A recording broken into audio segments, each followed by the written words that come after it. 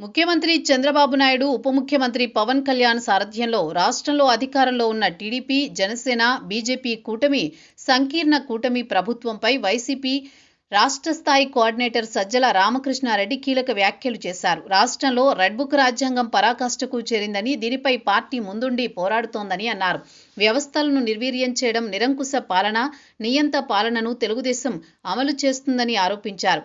Party legal cell zonal ఇన్ఛార్జీలు, legal cell జిల్లా అధ్యక్షులతో Sajjala Zoom conference నిర్వహించారు.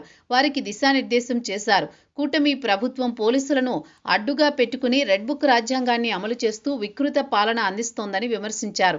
వందల కొద్దీ తప్పుడు కేసులు పెట్టి పార్టీ శ్రేణులను వేధిస్తోందని, జగన్ పుట్టినరోజు వేడుకలను కూడా తట్టుకోలేక బరి తెగించి నడిరోడ్డుపై నడిపిస్తోందని చెప్పారు. రాష్ట్రంలో అరాచకాలు జరిగిన చోట మాత్రం పోలీసుల జాడ ఉండదని, జగన్ బర్త్డే నాడు కేక్ కట్ చేసి అభిమానులపై కేసులు పెట్టి నడిరోడ్డుపై నడిపిస్తున్నారని ధ్వజమెత్తారు.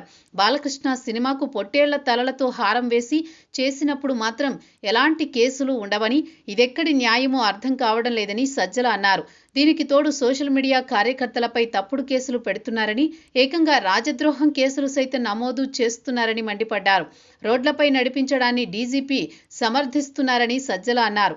ఇలాంటి విపరీతమైన పోకడలతో టెర్రరైజ్ చేయడమే లక్ష్యంగా చేస్తున్నారని, ప్రజలకు ఇచ్చిన హామీలు గాలి కొదిలేసి ఇలా బరి తెగించి వ్యవహరిస్తున్నారని, దీని నుంచి ప్రజల దృష్టిని మరల్చడానికి చంద్రబాబు డైవర్షన్ రాజకీయాలకు పాల్పడుతున్నారని, ఇందులో భాగంగానే తప్పుడు కేసులు పెట్టి పార్టీ అభిమానులు, కార్యకర్తలను నడి రోడ్డుపై నడిపిస్తున్నారని ఆయన ఆరోపించారు.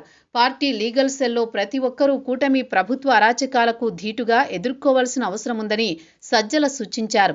పార్టీ కార్యకర్తలను రోడ్డుపై నడిపించడంపై లీగల్ సెల్ మరింతగా అప్రమత్తం కావాలని అన్నారు. పోలీసులు చేస్తున్నది తప్పు అనే విషయాన్ని ప్రజల్లోకి తీసుకువెళ్లాలని, అవసరమైతే ప్రత్యేక యాప్ను తీసుకొచ్చి ఎప్పటికప్పుడు సమాచారం డిజిటలైజ్ చేయడం ద్వారా భవిష్యత్తులో ఉపయోగించుకోవచ్చని అన్నారు.